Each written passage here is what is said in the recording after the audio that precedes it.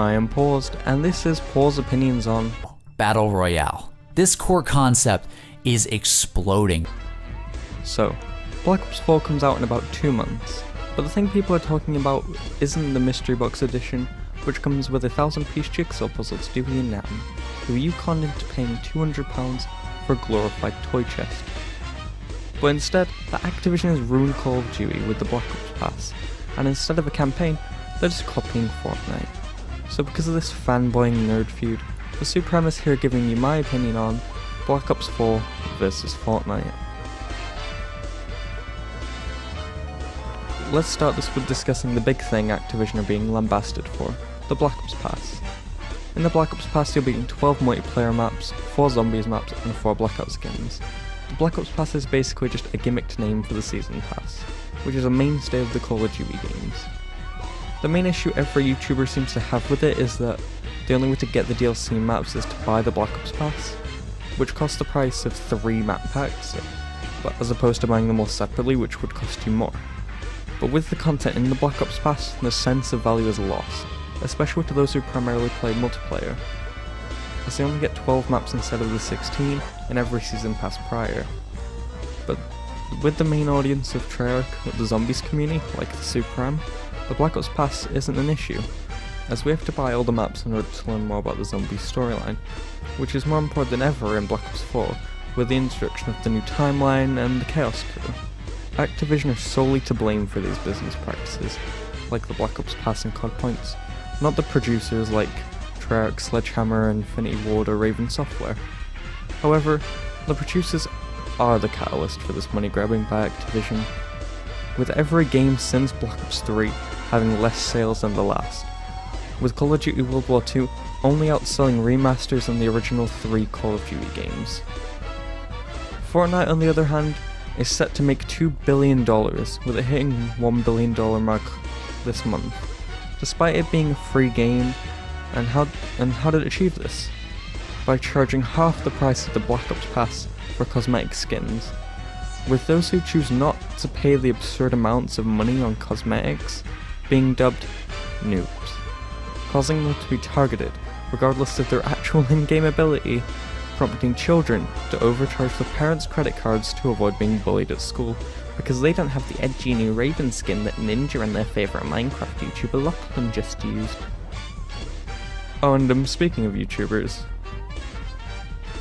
8Thoughts' favourite joke is Activision paying YouTubers, which was confirmed to be true, with it being leaked that Activision paid Drifter, the guy that found that lovely new site T Martin, and the living elder god Ali A, $20,000 to promote Call of Duty.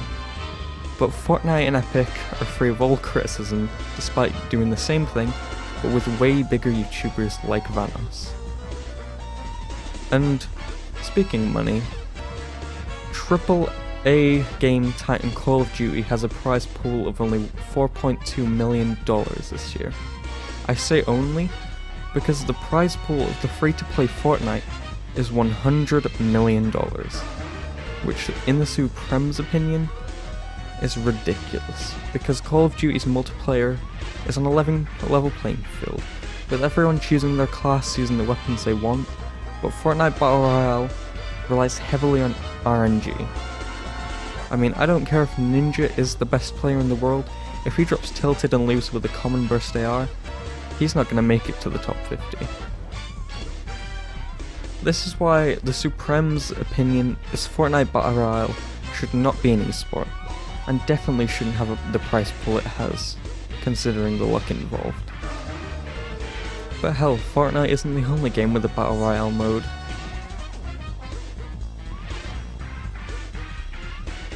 The opinion that Treyarch is ripping off Fortnite is wrong, flat out incorrect, because Blackout is a more realistic boots on the ground with vehicles, which prior to Season 5 Fortnite didn't have.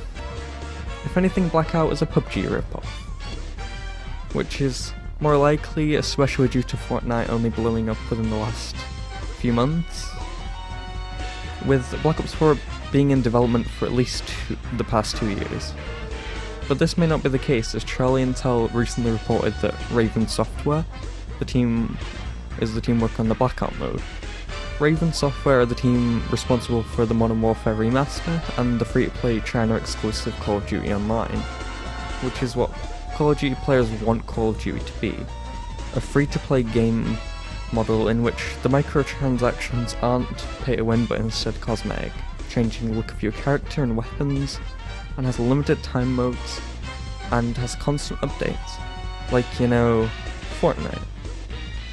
Black Ops 4, however, can't and won't have things like that, especially not constant updates, or adding of, repeated new content.